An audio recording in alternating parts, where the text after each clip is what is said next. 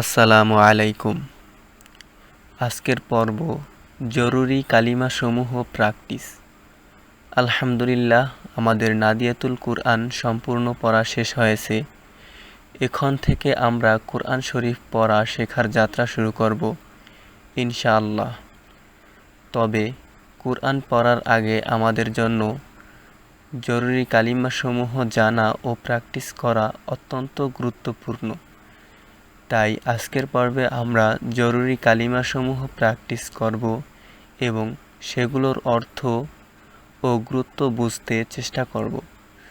আল্লাহ আমাদের এই জ্ঞান অর্জনের মাধ্যমে দ্বীনের পথে অগ্রসর হওয়ার তৌফিক দান করুন, আমিন।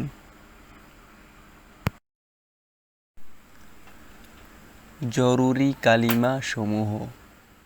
কালিমায়ে তাইয়্যিবাহ। লা ইলাহা ইল্লাল্লাহু মুহাম্মাদুর রাসূলুল্লাহ। অর্থ: আল্লাহ তাআলা ব্যতীত আর কোনো মাবুদ নাই। হযরত মুহাম্মদ মুস্তাফা সাল্লাল্লাহু আলাইহি ওয়াসাল্লাম আল্লাহ তাআলার রাসূল।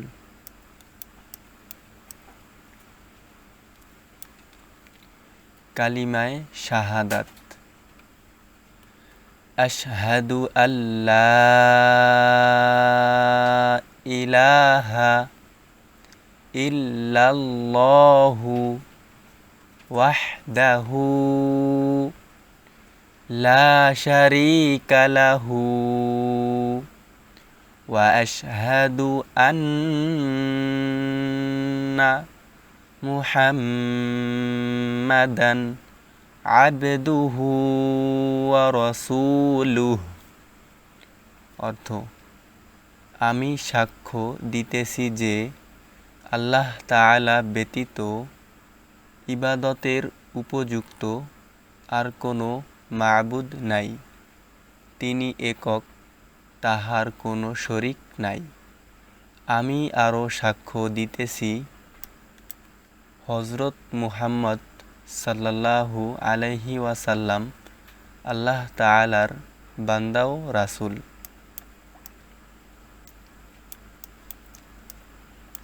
কালিমায়ে তাওহীদ। লা ইলাহা ইল্লাল্লাহু ওয়াহদাহু লা শারীকা লাহু লাহুল মুলকু ওয়া লাহুল হামদু ইউহয়ী ওয়া ইউমীতু ওয়া হুয়া হাইয়্যুল লা ইয়ামুতু বিয়াদিহিল খায়র ওয়া হুয়া আলা কুল্লি শাইইন